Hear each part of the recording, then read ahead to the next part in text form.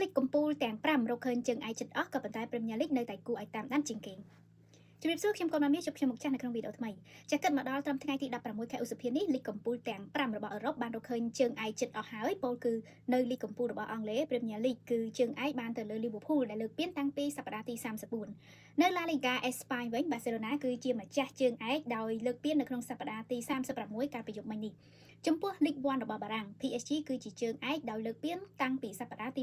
28ចំណែកឯ Bundesliga របស់អាល្លឺម៉ង់គឺ Bayern Munich បានក្រុងពានជើងឯកនៅក្នុងសប្តាហ៍ទី32គឺសប្តាហ៍មុននៅសល់តែក្របខ័ណ្ឌកំពូលរបស់អ៊ីតាលី Serie A ដែលមកដល់ពេលនេះកំពុងប្រទង់គ្នារវាង Napoli ជាមួយ Inter Milan ចា Napoli កំពុងតែនាំមុខ Inter Milan មួយពិន្ទុតែប៉ុណ្ណោះហើយពួកគេនៅសល់2ប្រកួតដូចគ្នាទៀតទើបអាចកាត់សេចក្តីថាអ្នកណានឹងក្លាយជាជើងឯកបើក្រៅពី Serie A ដែលគ្រប់គ្នាកំពុងតែទន្ទឹងរង់ចាំមើលជើងឯកនឹងខ្ញុំជឿថា Premier League នៅតែជាទីតាក់ទាញអ្នកតាមដានជាមួយនឹងសមរភូមិមែនទែនទៅគឺការដណ្ដើមកៅអីលេងនៅ Champions League នារដូវកាលក្រោយដែលកំពុងតែមានការដណ្ដើមគ្នារវាង Newcastle, Man City, Chelsea, Aston Villa ហើយនិង Nottingham Forest